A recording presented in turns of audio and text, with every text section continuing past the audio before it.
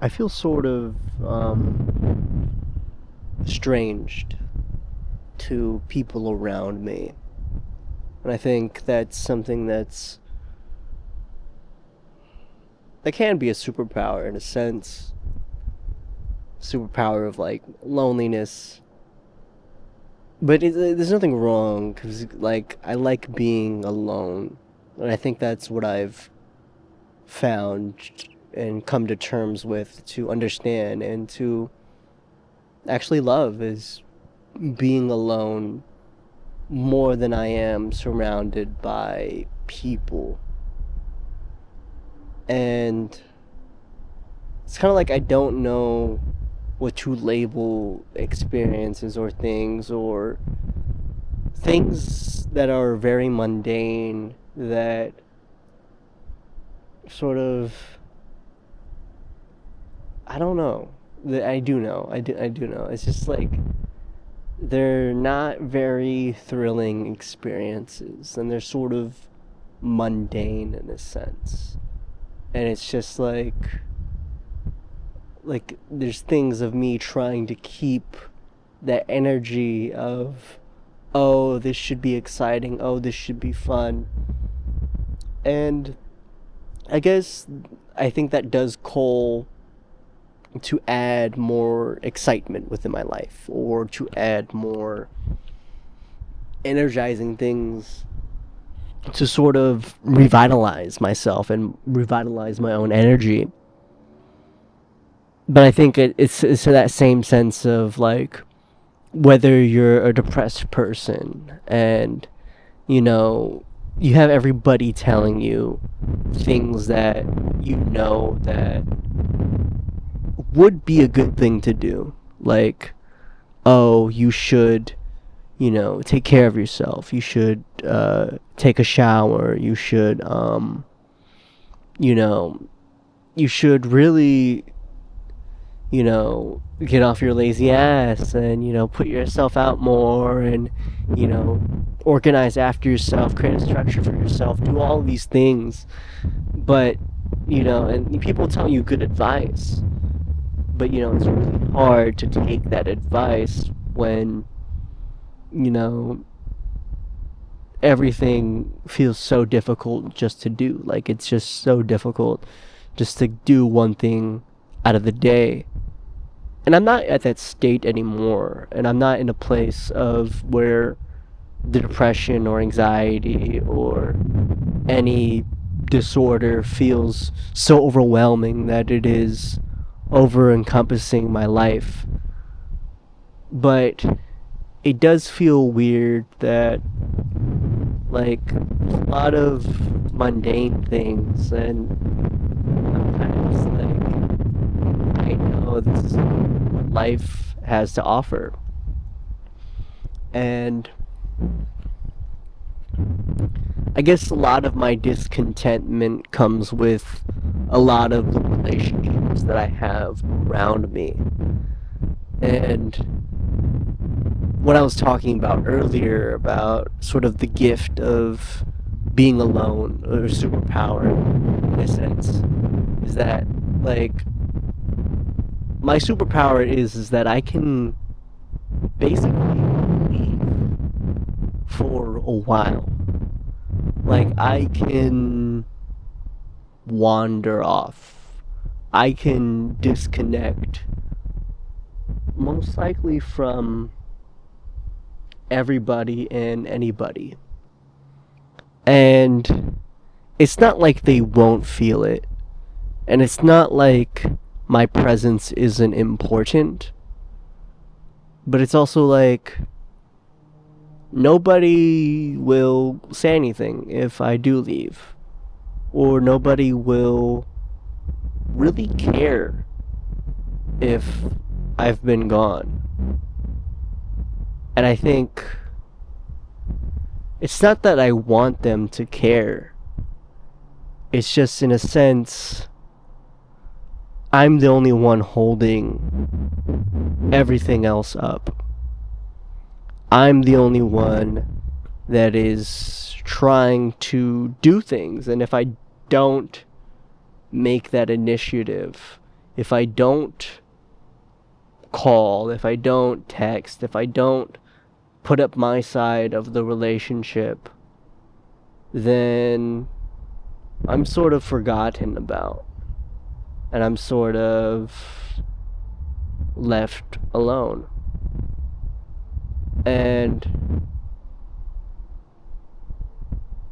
yeah,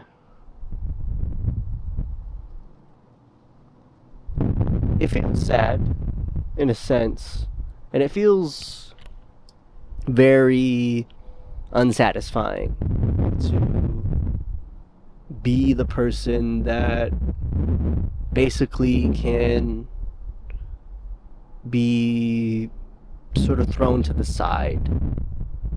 Because it's like I pour my soul and my heart into relationships, into things, into people, and I don't feel as if I am reciprocated in the same nature.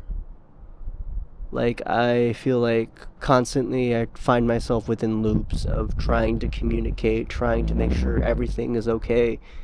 And I think that stems a lot from my childhood growing up, in which I've had to basically make sure that everyone, friends, family, peers, whatever, everyone around me was safe before I was safe. And even if I didn't do it correctly, even if I did it in the wrong manner, even if I did it in manipulative ways, from the ways that I was taught, I still cared about people.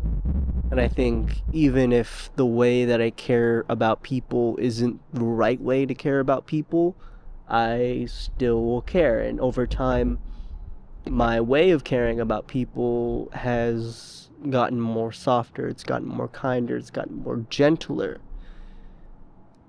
But then in the ways of establishing my own identity,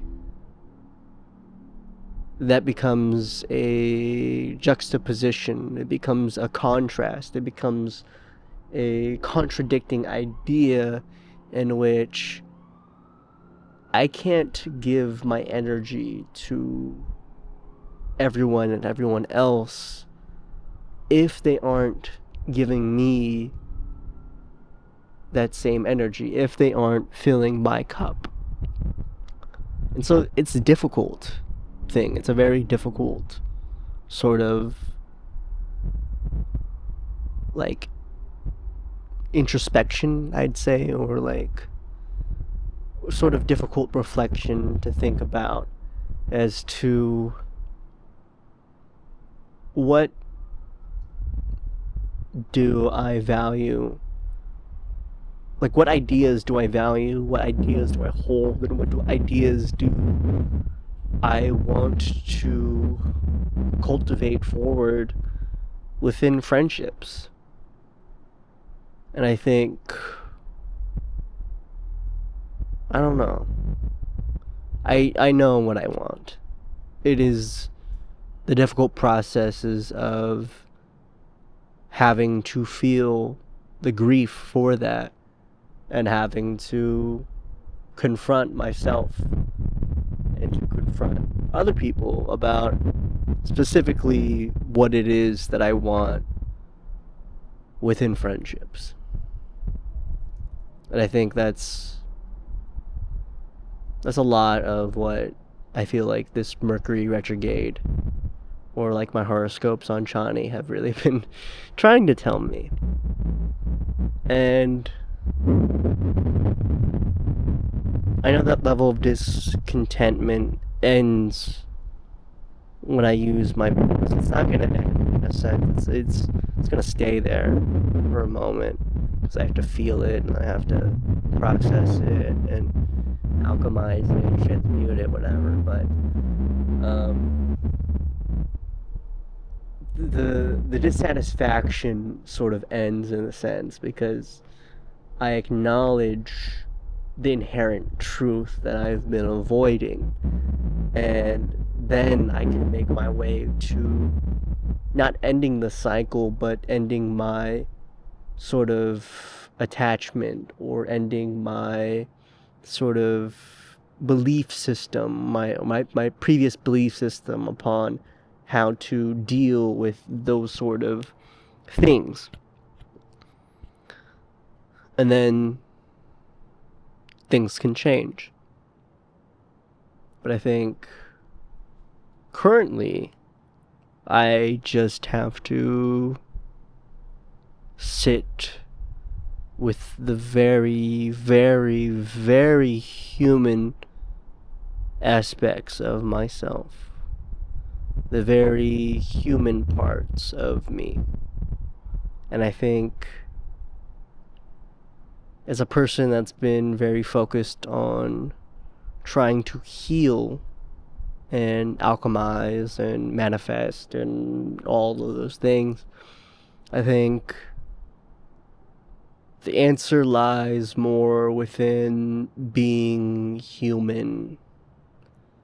It's like, yes, I am a very spiritually gifted, intuitive person, but at the same time, that is not all I am. I'm also a human being, and I'm also a person. And so, I think a bug's biting me. Yeah, I think a bug is biting me. Ow, ow, my footy hurts. Let's see if a bug bit me. I think it did. I think they did. I think a bug just bit me. I cannot do that.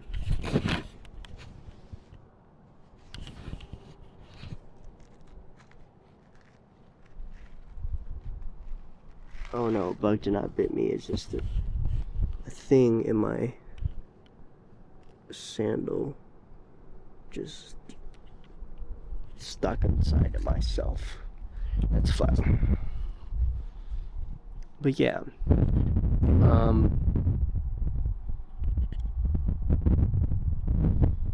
When I say I don't know, it's definitely I know what I want, and that's the truth that I'm avoiding. It's easy to say I don't know something to cover up, like, because clearly everyone knows what they want. It's just a matter of whether they're willing to speak up about it.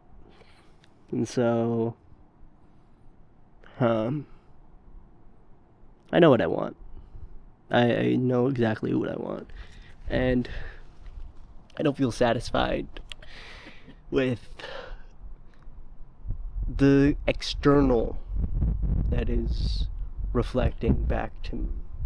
Because the internal is super fun, and it's like, it is, sometimes it is a battle, sometimes it is a lot of unknowing, but oftentimes it is very powerful, and it is like I know things, and I feel certain about things, and I feel convicted about things, and then I look at the external, and it's difficult, because the internal, the external is not reflecting my internal. And so then that becomes a spiral, and that becomes a loop. And then I begin to think that maybe I am insane, but maybe I'm not. Because I know it can be achieved. I can see it within my mind's eye. I can see it between the dreams that I have, between the guidance within my intuition. I know that there is a change possible, and I know that I am on the precipice. I am upon the edge. I am one step away.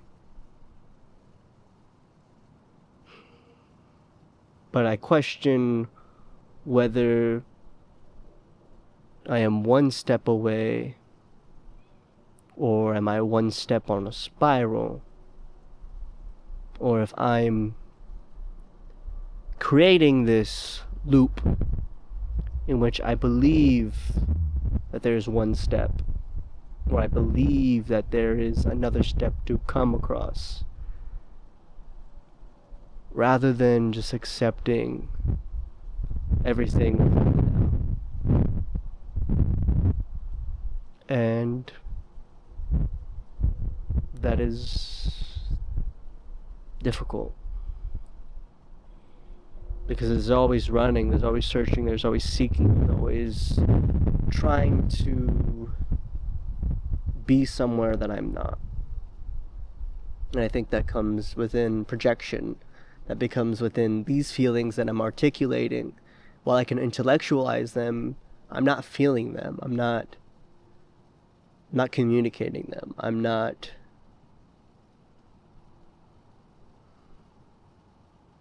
using my words in a sense that would help the situation.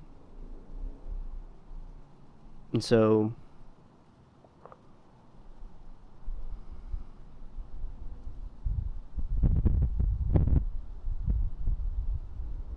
it is a matter of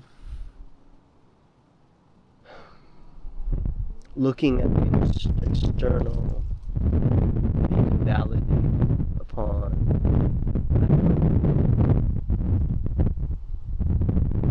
and that can be difficult because I want to have the external reflect my internal. But if it is a truth that I hold in conviction, then I must hold on to my words. I must hold on to what I feel. It's a balance.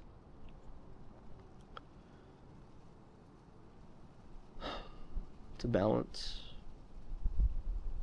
Maybe it doesn't lie in holding the truth, but acceptance. Acceptance of both contrary things. Acceptance of an inner knowing of what will come, and an acceptance of a reality that reflects past reflections of what will yet to be.